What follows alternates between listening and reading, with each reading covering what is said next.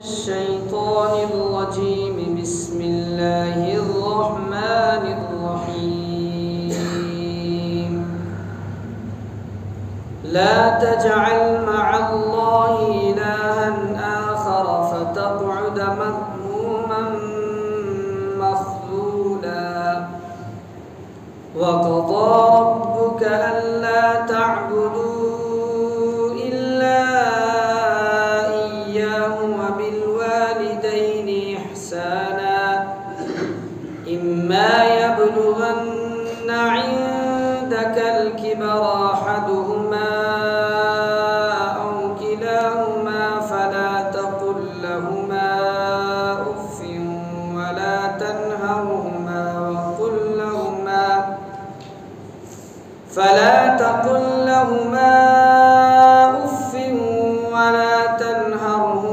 وقل لهما قولا كريما. واخفض لهما جناح الذل من الرحمة وقل رب ارحمهما كما ربياني صغيرا. ربكم أعلم بما في نفوسكم إن تكونوا صالحين فإنه كان للأوابين غفورا. وآت ذا القربى حقه والمسكين وابن السبيل ولا تبذر تبذيرا. إن المبذرين كانوا إخوان الشياطين وكان الشيطان لربه كفورا. اللہ کے ساتھ کسی اور کو معبود نہ بناؤ ورنہ تم قابل ملامت اور بے یار و مددگار ہو کر بیٹھ رہو گے. اور تمہارے پروردگار نے یہ حکم دیا ہے کہ اس کے سوا کسی کی عبادت نہ کرو اور والدین کے ساتھ اچھا سلوک کرو. اگر والدین میں سے کوئی ایک یا دونوں تمہارے پاس بڑھاپے کو پہنچ جائیں تو انہیں اف تک نہ کہو اور نہ انہیں جھڑکو بلکہ ان سے عزت کے ساتھ بات کیا کرو اور ان کے ساتھ محبت کا برتاؤ کرتے ہوئے ان کے سامنے اپنے آپ کو انکساری سے جھکاؤ اور یہ دعا کرو کہ یا رب جس طرح انہوں نے میرے بچپن میں مجھے پالا ہے آپ بھی ان کے ساتھ رحمت کا معاملہ کیجئے. تمہارا رب خوب جانتا ہے کہ تمہارے دلوں میں کیا ہے.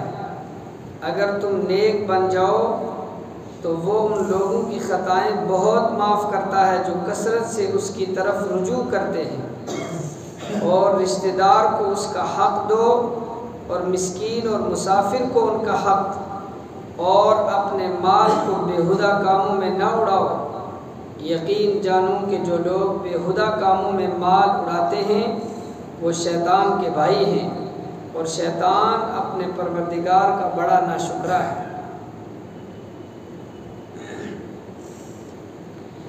اس سے پہلی آیت میں اللہ تبارک و تعالیٰ کا ارشاد اور فرمان تھا کہ جو انسان آخرت کی فکر کرتا ہے آخرت کے لیے کوشش کرتا ہے تو اللہ تبارک و تعالیٰ اس کو آخرت میں بلند درجہ عطا فرمائیں گے اور آخرت کے ساتھ ساتھ اس کی دنیا بھی سنوار دیں گے. اور آخرت میں کامیابی کے لیے 3 شرطیں بیان کی گئی ہیں کہ سب سے پہلی شرط یہ ہے کہ انسان صحیح عقیدے کے ساتھ عمل کرے, عقیدہ اس کا درست ہو. دوسری چیز عقیدے کے ساتھ ساتھ نیت صحیح ہو, نیت درست ہو. اور تیسری چیز عبادت اس طریقے پر کی جائے جس طریقے پر شریعت نے اس عبادت کو انجام دینے کا حکم دیا ہے. اگر یہ 3 شرائط پائی جاتی ہیں تو وہ انسان آخرت میں کامیاب ہونے والا ہوگا. اسی مضمون کو آگے بڑھاتے ہوئے کہ آخرت میں کون کون لوگ کامیاب ہوں گے، اللہ تعالیٰ نے فرمایا کہ لا تجعل مع اللہ الہا آخر، کہ اللہ کے ساتھ کسی اور معبود کو مت ٹھہراؤ، یعنی شرک مت کرو۔ الوہیت ربوبیت صرف اور صرف اللہ کی ذات، کہ عبادت میں اللہ کے ساتھ کسی اور کو شریک مت کرو، اور پیدا کرنے والا، مخلوقات کو وجود دینے والا، ان کی تربیت کرنے والا صرف اور صرف اللہ ہے، اس کی ذات میں بھی کوئی شریک نہیں اور اس کی صفات میں بھی کوئی شریک نہیں۔ سب سے پہلی چیز توحید، لا تجعل مع اللہ الہا آخر فتقعد مذموما مخذولا، اگر اللہ کے علاوہ کسی اور کو عبادت میں، الوہیت میں، ذات میں، صفات میں شریک کرو گے تو پھر بے یار و مددگار ہو جاؤ گے، کوئی پرسان حال نہیں ہوگا۔ اس کے بعد دوسری چیز بیان فرمائی وَقَضَىٰ رَبُّكَ أَلَّا تَعْبُدُوا إِلَّا إِيَّاهُ، کہ آپ کے رب کا فیصلہ یہ ہے کہ اللہ کے علاوہ کسی اور کی عبادت مت کرو، صرف اور صرف اپنے رب کی عبادت کرو، جس نے پیدا کیا، جس نے وجود دیا۔ پیدا اللہ نے کیا، رزق کا انتظام اللہ نے کیا، تربیت اس نے کی۔ رب کس کو کہتے ہیں؟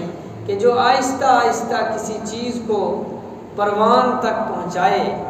ایک معصوم چھوٹا سا بچہ ہے، اس کے جسم کے اعضاء کیسے بڑھ رہے ہیں یہ ماں باپ کو بھی پتہ نہیں چلتا، اللہ تبارک و تعالیٰ اس کو وجود دے رہا ہے، وہ اس کا رب ہے، اس کا مالک ہے۔ اس کے بعد فرمایا کہ اللہ کی عبادت کو خالص اسی کے لیے کرے، اپنی عبادت کو خالص اللہ کے لیے کرے۔ وَبِالْوَالِدَيْنِ إِحْسَانًا، اور ماں باپ کے ساتھ حسن سلوک کرے، والدین کے ساتھ اچھا برتاؤ کرے۔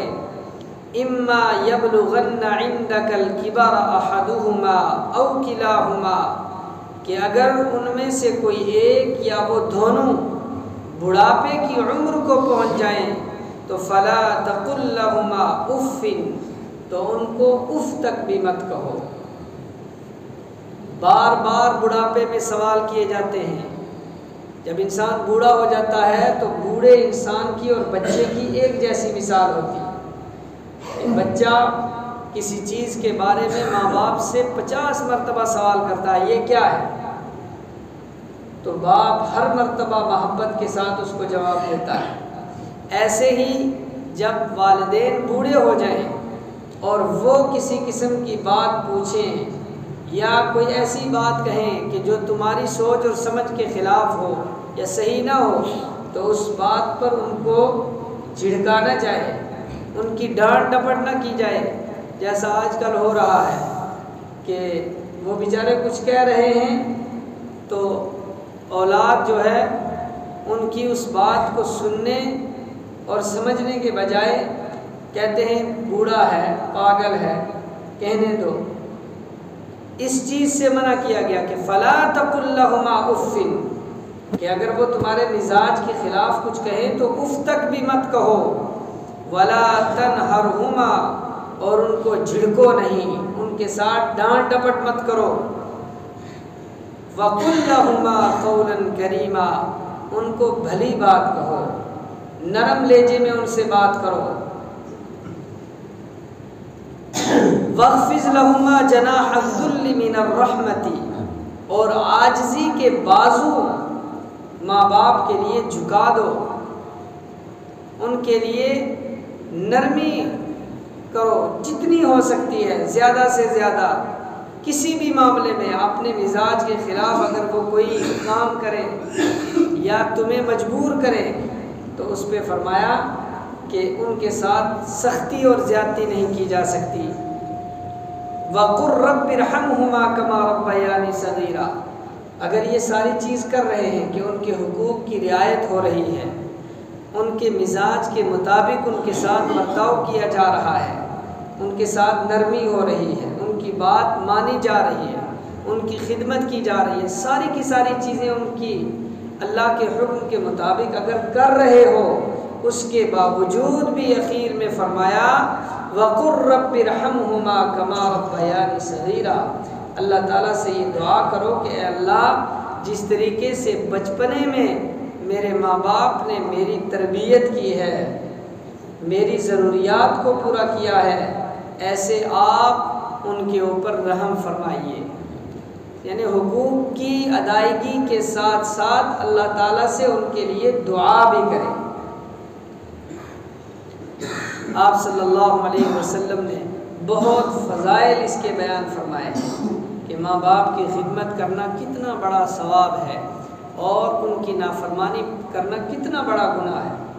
حضرت اسماء بنت ابی بکر رضی اللہ تعالی عنہا فرماتی ہیں کہ اللہ کے نبی صلی اللہ علیہ وسلم کی ازواج مطہرات میں سے ایک زوجہ محترمہ جن کے والد ابھی تک ایمان میں داخل نہیں ہوئے تھے، وہ آئے اور اس زوجہ محترمہ نے آپ صلی اللہ علیہ وسلم سے اجازت طلب کی کہ میرے والد آئے ہیں یا میری والدہ آئی ہیں اور وہ ایمان میں داخل نہیں ہیں، تو کیا میں ان کے ساتھ حسن سلوک کر سکتی ہوں؟ تو آپ صلی اللہ علیہ وسلم نے فرمایا کہ ان کے ساتھ اچھا برتاؤ کرو۔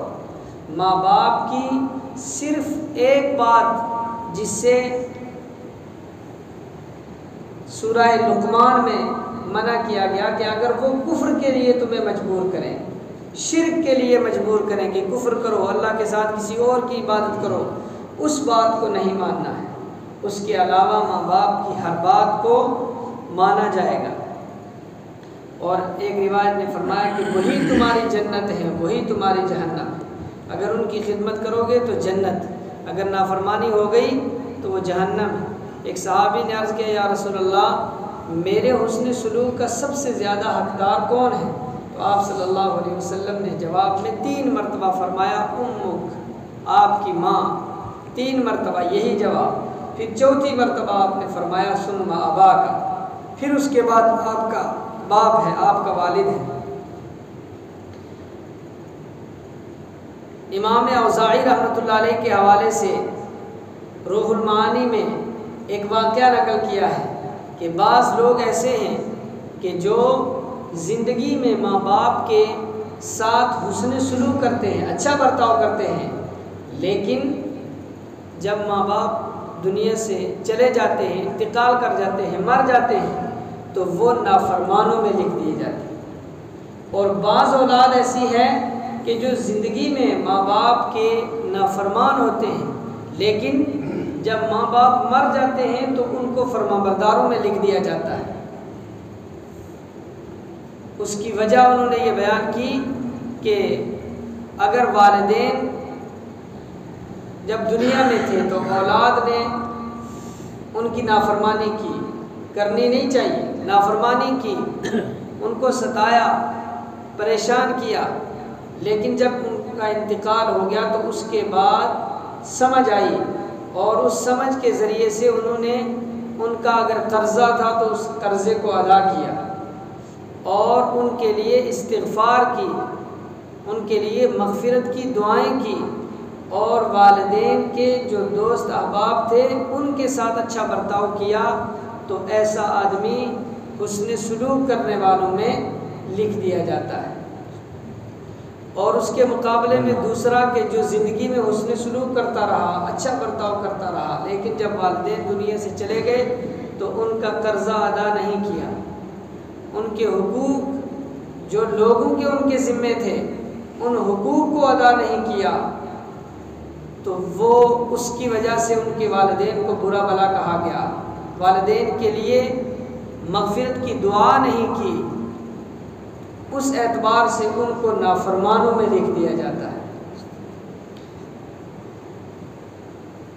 اس کے بعد فرمایا کہ ربکم اعلم بما فی نفوسکم، تم کیا کر رہے ہو والدین کے ساتھ، کس طریقے سے برتاؤ کر رہے ہو، بظاہر لوگوں کو دکھانے کے لیے یا اپنے دل کی رضامندگی اور چاہت کے ساتھ ان کی خدمت کر رہے ہو، اس چیز کو فرمایا ربکم اعلم بما فی نفوسکم، کہ تمہارا رب بہتر جانتا ہے کہ تمہارے دلوں میں کیا ہے، تم کیسے ان کی خدمت کر رہے ہو۔